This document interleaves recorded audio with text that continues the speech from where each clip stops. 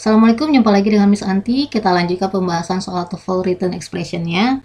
Dan ini sudah part 7 ya, atau bagian yang ke-7. Nah, bagi adik-adik yang mau mendapatkan semua soal-soal TOEFL yang ada di channel YouTube ini, adik-adik bisa pesan e-booknya. Jadi judul e-book ini adalah Bank Soal TOEFL. E-book ini Miss tulis sendiri. Terdapat 300 soal structure and written expression. Hanya soal structure and written expression saja ya, tidak ada soal reading atau listening.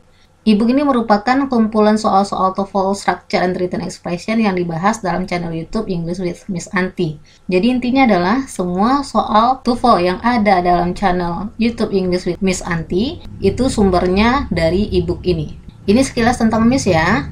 Miss adalah sarjana pendidikan bahasa Inggris dan telah mengajar selama lebih kurang 8 tahun, khususnya dalam bidang TOEFL.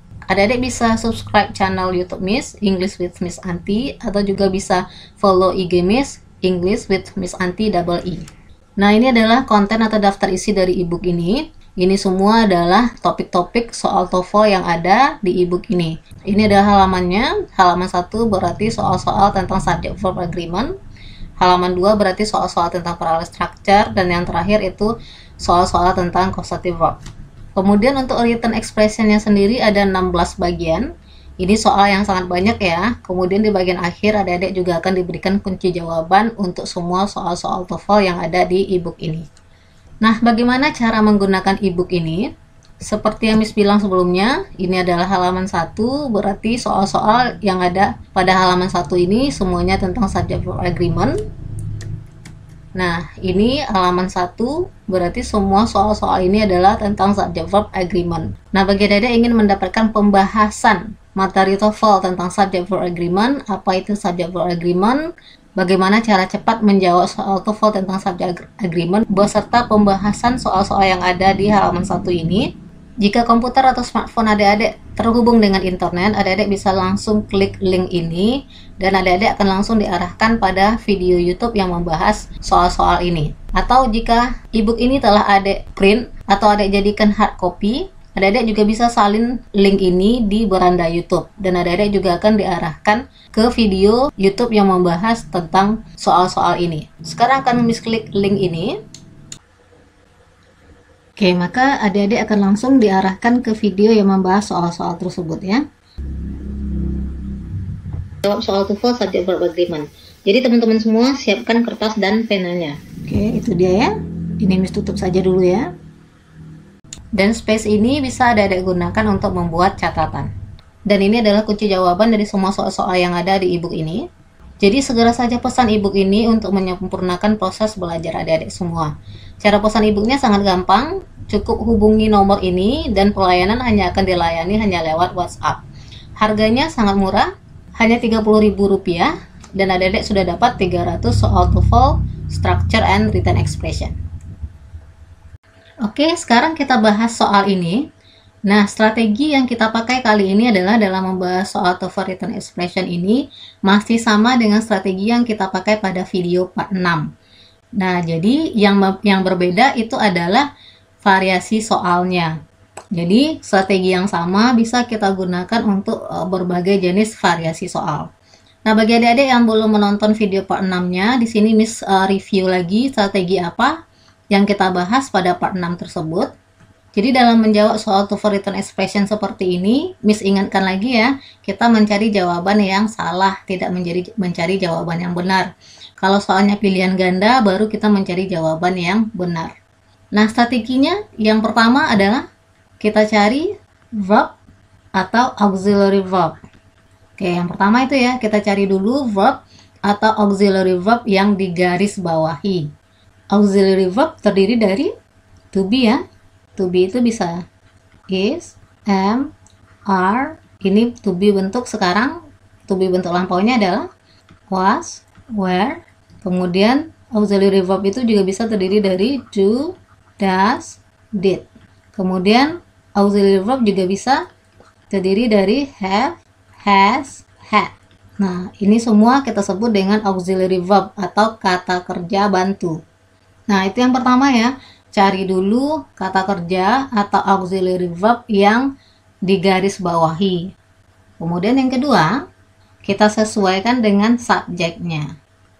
Nah, kemudian yang ketiga, setelah kita sesuaikan dengan subjeknya, kita tentukan lagi ya.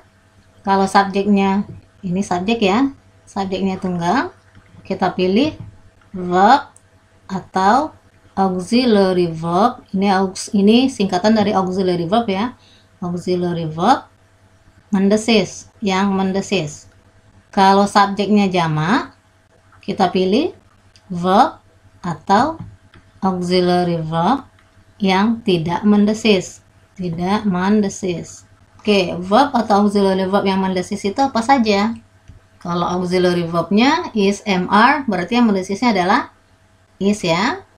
Was, were, berarti yang mendesisnya adalah was. Do, does, did, yang mendesisnya adalah does. Have, has, had, yang mendesisnya adalah has. Oke, kalau dia verb, berarti verb itu bisa verb asli atau verb yang ditambahkan s atau es. Gitu kan? Nah, kalau dia verb asli, misalnya study. Nah, kalau ditambahkan s atau es, jadinya studies. Take, itu asli ya. Kalau ditambahkan s atau es, jadinya takes. Kalau subjeknya tunggal, verbnya kita pilih yang mendesis. Kalau yang mendesis berarti ini ya. Kalau subjeknya jamak, kita pilih verb atau auxiliary verbnya yang tidak mendesis. Yang tidak mendesis berarti sisanya am, are, were, do, did, have, atau had. Nah, ini yang kita bahas pada part 6 ya. Sekarang kita aplikasikan dalam menjawab soal ini. Lihat nomor 1. Kita cari verb atau auxiliary verb yang digaris. Adakah verb atau auxiliary verb yang digaris? Ada ya, yang A. Ini adalah verb needs. Ini adalah kata kerja. Berarti kita mulai dulu dari A ini. Kemudian langkah kita sesuaikan dengan subjeknya.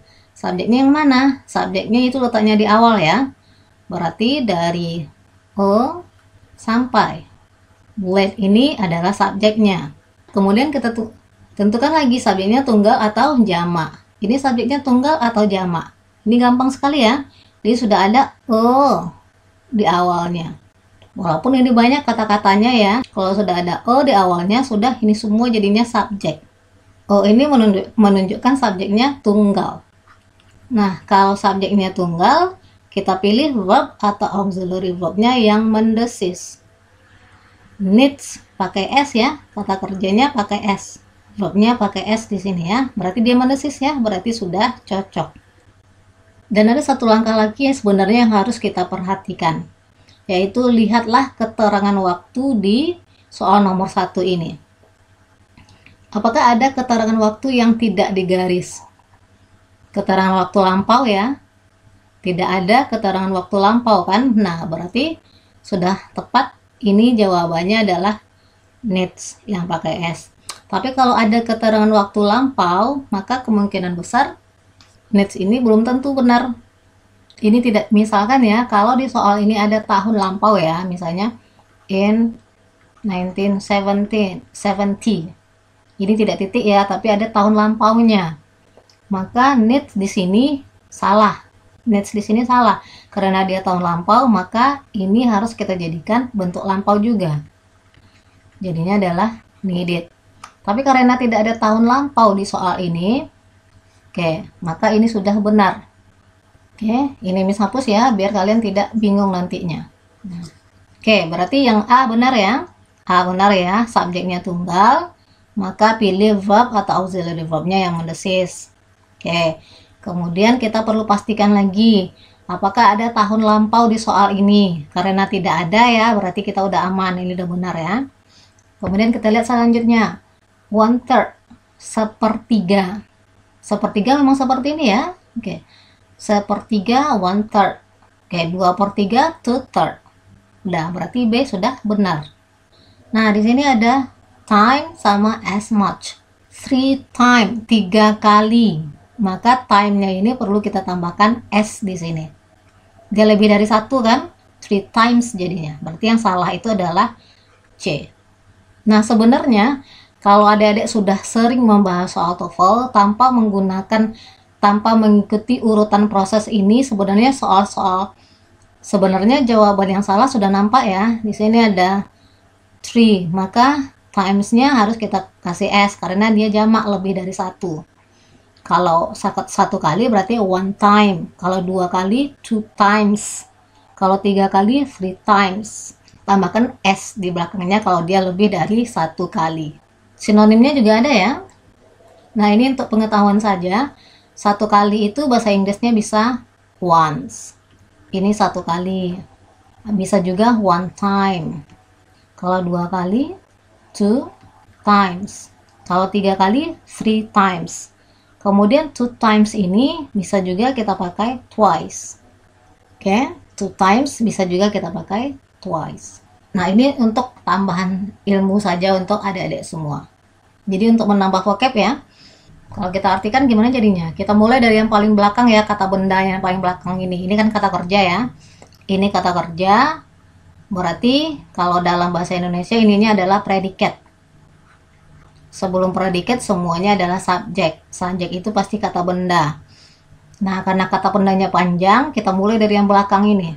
Sebuah pisau generator turbin laut hanya perlu 1/3 dari ukuran sebuah generator angin untuk menghasilkan kekuatan sebanyak 3 kali lipat. Nah, itu ya kalau kita artikan. Oke, sekarang kita coba lihat soal nomor 2, reason word. Nah, di sini tetap ya, untuk pemula, disarankan kita mulai dari 3 langkah ini. Pertama, cari verb atau auxiliary verb yang digaris. Cari verb atau auxiliary verb yang digaris. Apakah ada?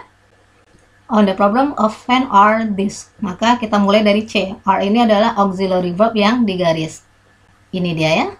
Nah, kita mulai dari C. Cocok tidak pemakaian are di sini. Nah, kemudian setelah kita dapat, sesuaikan dengan subjeknya. Maka subjek itu letaknya di awal. Maka semua kata ya dari reason sampai Americas ini semuanya adalah subjek. Oke, nah ini kan panjang ya. Nah, di sini juga ada opsi A dan opsi B. Bagaimana cara kita menentukan mana yang subjek intinya dari sepanjang ini? Nah, caranya gampang saja ya.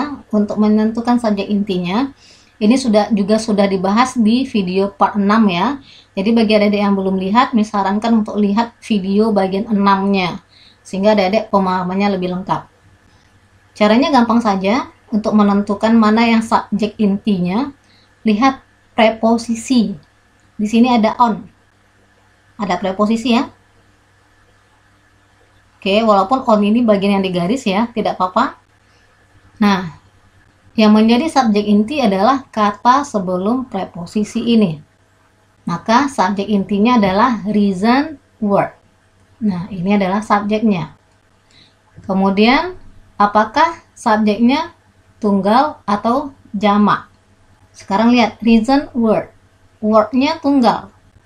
Wordnya tidak pakai S di belakangnya ya, gitu. Pekerjaan baru-baru ini, reason ini artinya baru-baru, berarti pekerjaan yang baru-baru ini. Wordnya tunggal nih.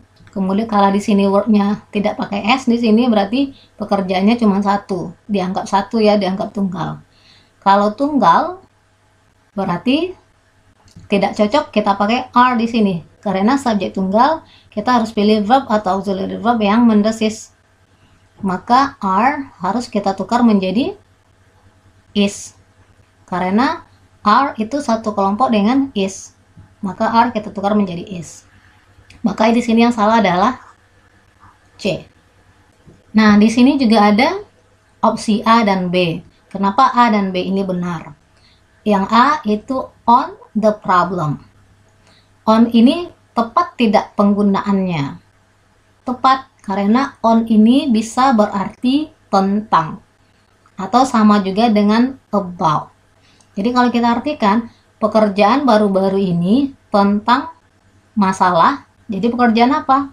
Pekerjaan tentang apa? Pekerjaan tentang permasalahan. Permasalahan apa? Ada lagi of. Of ini bisa berarti yang berhubungan dengan. Jadi tentang masalah yang berhubungan dengan kapan orang-orang pertama kali memasuki Amerika. Oke, Miss ulangi lagi ya. Pekerjaan baru-baru ini tentang permasalahan yang berhubungan dengan kapan orang-orang pertama kali memasuki Amerika adalah sebuah contoh dari nilai teknik baru ini, teknik yang baru ini. Nah, itu kalau kita artikan. Jadi on itu sama dengan about ya. Dituliskan di sini biar vocab adik-adik nambah. Kemudian of itu bisa artinya yang berhubungan dengan.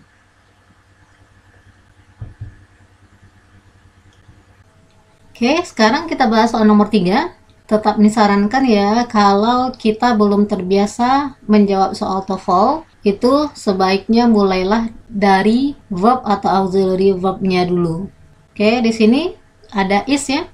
Di sini adalah auxiliary verb ya.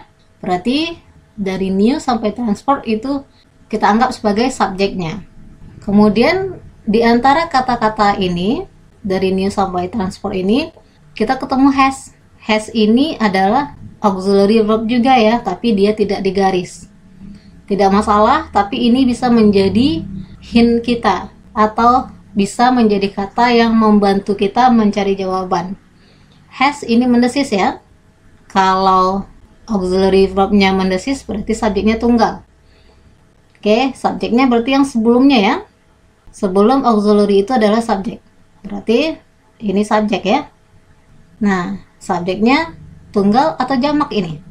Ini tunggal ya. Berarti kan udah cocok ya. Cuman ada yang kurang di sini. Setiap kata benda yang tunggal kita butuh artikel a dan an. Oke, berarti di sini yang kurang adalah a-nya. A new study. Oke, kalau bendanya itu tunggal, kita butuh artikel a atau an.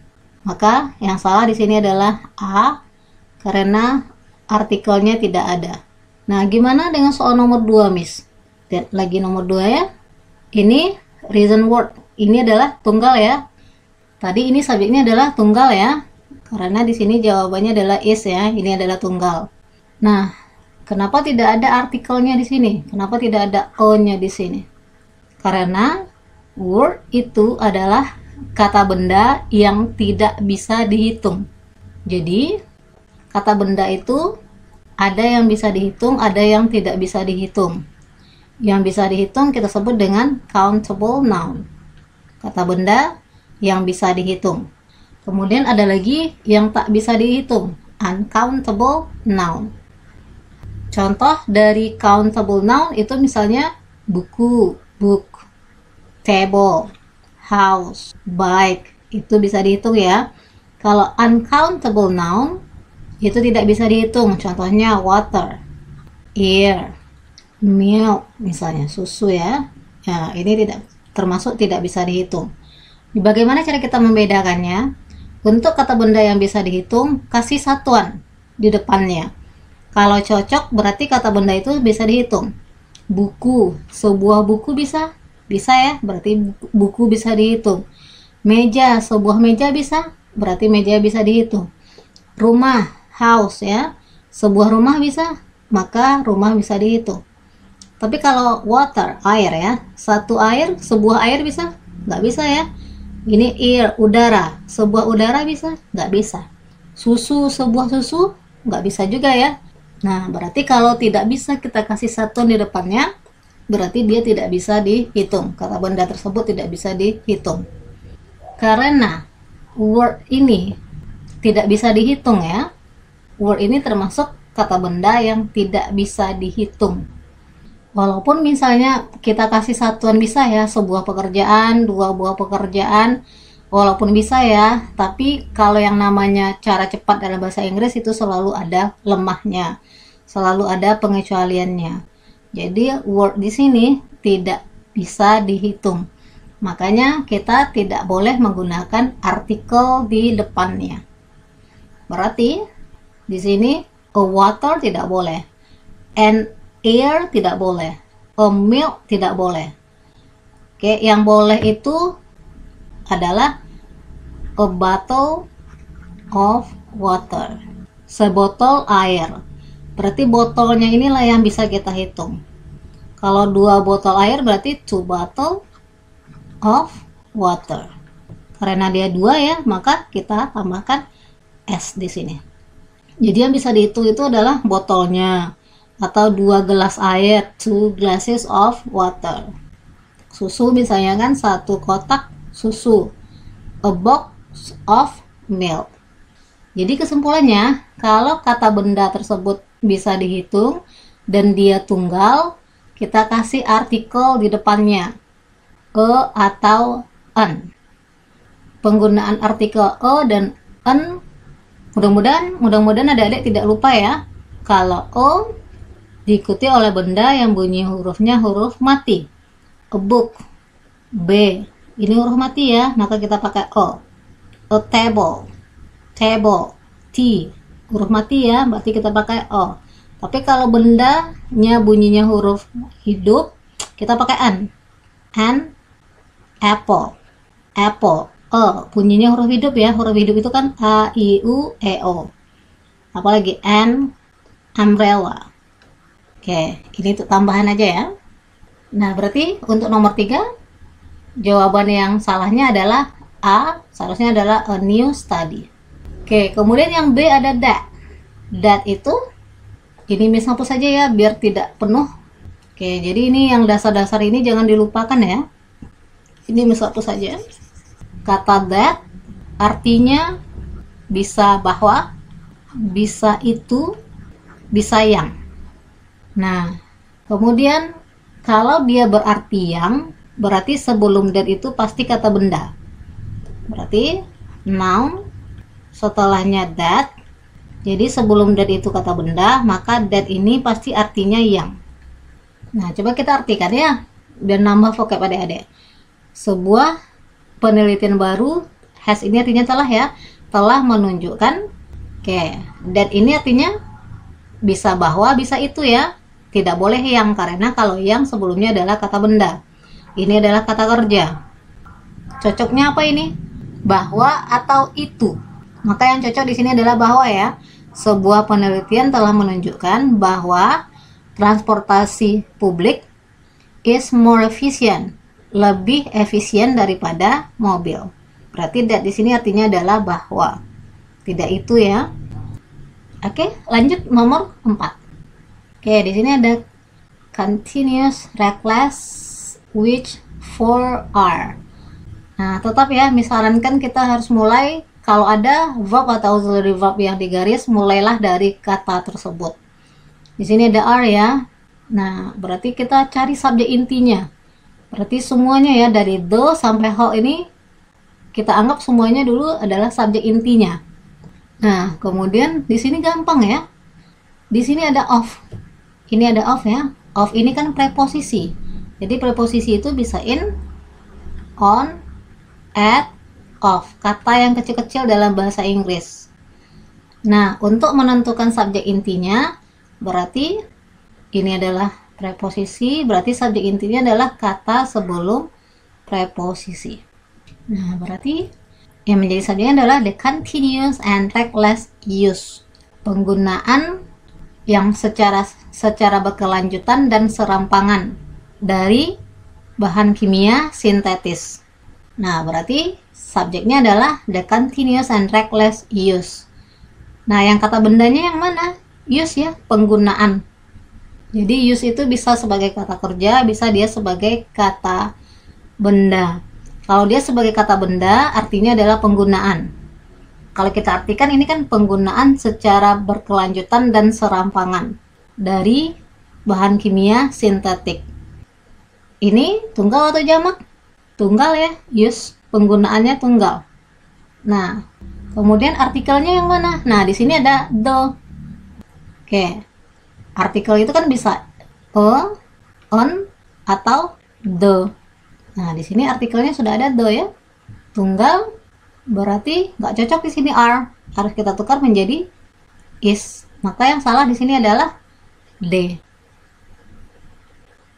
Oke, kita lanjut soal nomor 5. Nah, di sini ada repulse, use, one another, attack. Nah, di sini kata kerja, ini kata kerja. Nah, oke, kita mulai dari A dulu ya. Repulse. Ini pakai S ya. Ini kata kerja. Artinya adalah memukul mundur, memukul mundur para penyerang. Kata kerja kan? Berarti kita sesuaikan dengan subjeknya. Subjeknya berarti sebelumnya. Yang mana dia? And store food. Subjeknya mana ini? Semut menyimpan makanan. Berarti subjeknya adalah semut.